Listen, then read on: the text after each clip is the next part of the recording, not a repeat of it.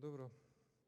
Најпрем би сакал да се заблагодарам на инспиративниот говор на колешката Илира Даути и би сакал на почетокот да кажам дека давам поддршка за овој закон кој што се однесува на спречување на насилството врз жените и семејното насилство.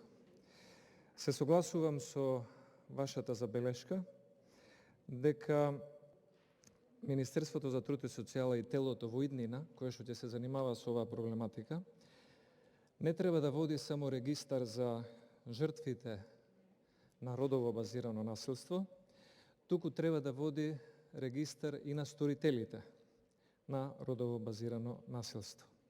И дека треба да се посочат тие сторители на родово базирано насилство, за да може нивното лошо дело и насилство врз девојки или жени да биде поука во општеството за тоа да не се повторува.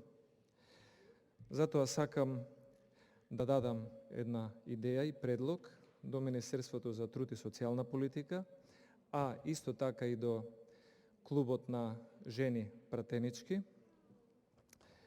Во иднина нормата за извршено родово насилство врз жена да се воведе како критериум и во други закони, особено во законите за избор на градоначалници, пратеници, министри во владата или други високи функции.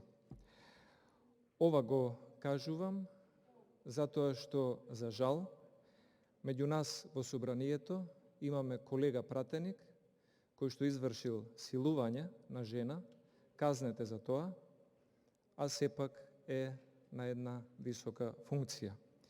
Името нема да го споменувам, затоа што не би сакал кај жртвата да будам било какви лоши спомени.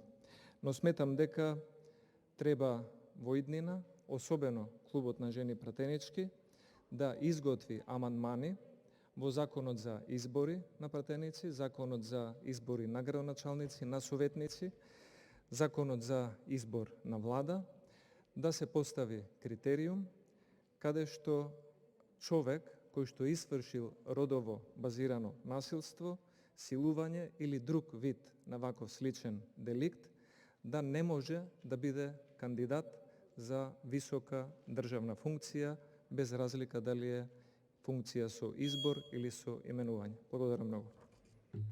Јас немам, колега, искрено